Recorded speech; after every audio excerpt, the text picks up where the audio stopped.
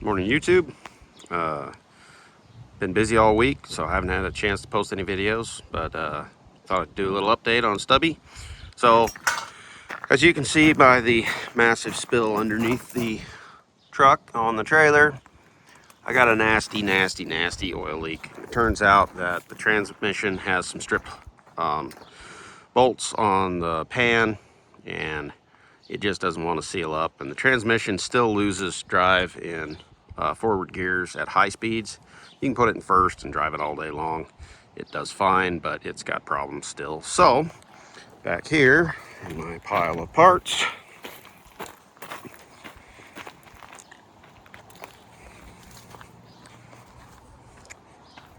I have this setup. This is a Turbo 400 and NP208. I converted this transmission to four-wheel drive about 10 years ago for a Jeep project that we want to parting out, and it really hasn't had a home.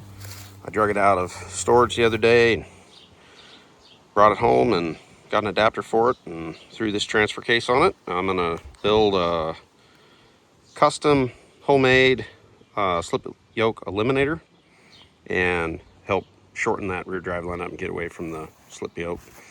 But I think this coming week we're gonna put this transmission in StubBee and get it back on the trail. While we have everything apart, we're gonna go ahead and do the axle swap, and we're gonna do crossover steering. I got a two-wheel drive box for this truck, and I've got some Hines and stuff gathered up. Don't mind the ugly shackles here. I did strip the leaf springs down to a 4-leaf pack. Before we went wheeling last time, I pulled the overloads and 2 leaves out of each, and that made the thing ride way better. It really rides like crap with the full leaves being as stripped down as it is.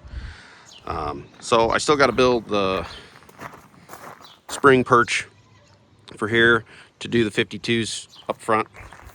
That should push the front end about 2.5 inches forwards and give me a little better clearance at the back of the fender, because as you can see, it's close. I didn't want to cut the fenders up real bad yet. I know I'm going to have to trim the crap out of them, but I kind of want it all where it's supposed to be before I do it. And then you can see at this line here that I've got drawn, that's where the bottom of the cab's going to be. I'm going to have a 2-inch tube rock slider underneath that. That'll be welded to it for the both sides.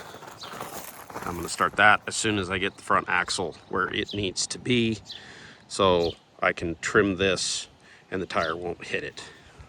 And then from there, I'll do my roll bar, and then my exo cage will come off of that. But anyways, just a little brief update on what we're going to do, and we're going to get her back on the trail. Have a good day. Subscribe and like if you can. We're going to keep making videos.